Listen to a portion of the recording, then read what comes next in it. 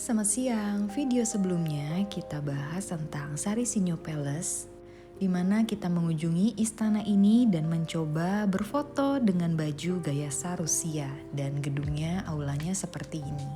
Jadi di hari pertama tur di Rusia ini kita pergi ke Sari Sinyo Palace ini, dan yang kedua kita akan ke Kremlin. Kita mendapat waktu 2 jam di Sari Sinyo Palace ini, dan selanjutnya jam 15.30-an kita melanjutkan perjalanan, dan perjalanan ini sekitar 45 menit menuju ke Komplek Kremlin Moskow. Dan sekitar jam 16.15 kita sudah sampai, kita nyebrang, kita turun dari bus dan kita nyebrang, lalu kita masuk ke gerbang ini.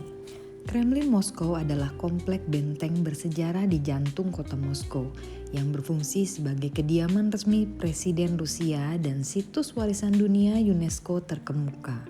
Di komplek ini luas banget, ada 20 menara, ada 5 istana, dan ada 4 katedral termasuk ruang persenjataan yang megah dan ada lapangan katedralnya.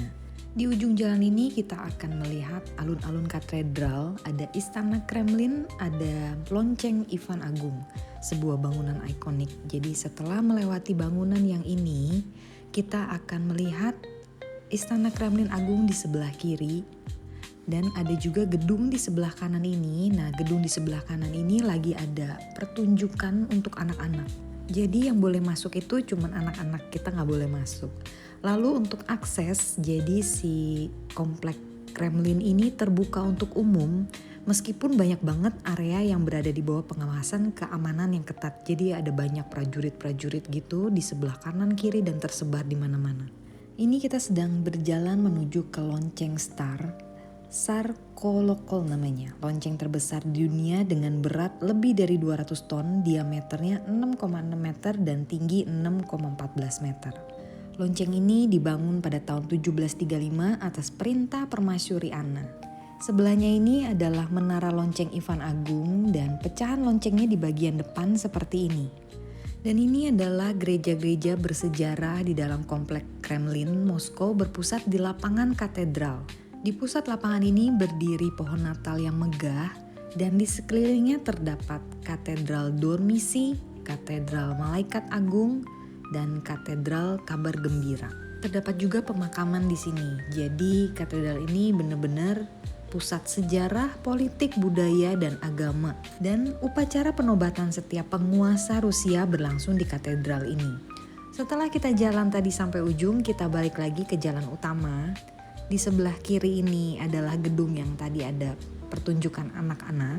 Lalu di sebelah kanannya itu ada istana kepresidenan, dan ini kita sudah di luar dari kompleknya Kremlin. Dan ini kita sedang menunggu bus karena bus ini gak ada tempat parkirnya. Kita menunggu bus itu cukup lama di sini dan kita melihat berkali-kali mobil polisi itu bulak-balik. Jadi benar-benar jalanan ini sibuk banget. Hampir setiap 5 menit itu ada suara sirine mobil polisi. Tidak lama kita sudah nyampai ke tempat makan, dan kali ini tempat makannya Thailand food.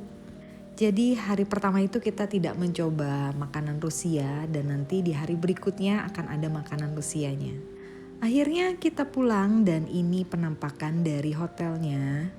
Di sebelah kiri ini kamar anak-anak, dan di sebelah kanan ada connecting door-nya, tempatnya seperti ini. Untuk hari kedua kita akan jalan ke banyak tempat. Yang pertama contohnya bunker 42 Soviet. Tempat kedua kita akan ke Metro Tour Train yang cantik banget, interiornya seperti ini. Tempat ketiga kita akan ke Red Square, lalu kita foto stop di Saint Basil Cathedral. Ke tempat belanja gum, dan ini dia Christmas marketnya. Jadi ada 6 tempat untuk esok hari. Dan cerita hari kedua ada di next video. Sekian cerita hari ini, sampai jumpa di cerita berikutnya.